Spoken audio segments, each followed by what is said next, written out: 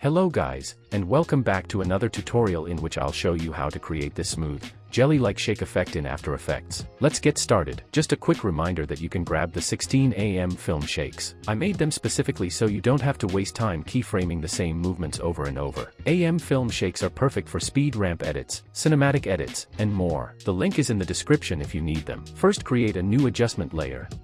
Now move 50 frames forward by holding Shift and pressing page down 5 times on your keyboard. Trim the ending of the adjustment layer, then move it above the clip you want to apply the shake to. Make sure the playhead is at the beginning of the adjustment layer, and apply the motion tile effect. Click the tile width stopwatch to create a keyframe and set the value to 90. Now press U on your keyboard to reveal the keyframe, then move 10 frames forward by holding Shift and pressing page down once. Create another tile width keyframe here, then move 10 frames forward and change the tile width to 100.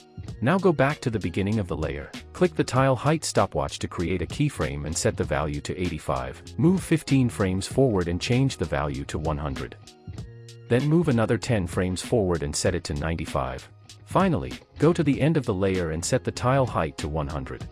If you preview the video now, you'll notice that the edges don't look correct because of the motion tile effect. To fix this, enable mirror edges and set both output width and output height to 120. Now scroll back to the beginning, and you might notice a mirrored effect that doesn't look quite right. We can fix that by adding one more effect. First, make sure you're at the very beginning of the layer and apply the optics compensation effect. Enable reverse lens distortion and set the field of view to 75. Click the field of view stopwatch to create a keyframe. Next, move to the very end of the layer and change the value back to 0. Press U on your keyboard to reveal the keyframes, then select only the field of view keyframes and press F9 to ease them. Now open the graph editor, right-click, choose Edit Value Graph, and create a smooth curve similar to mine.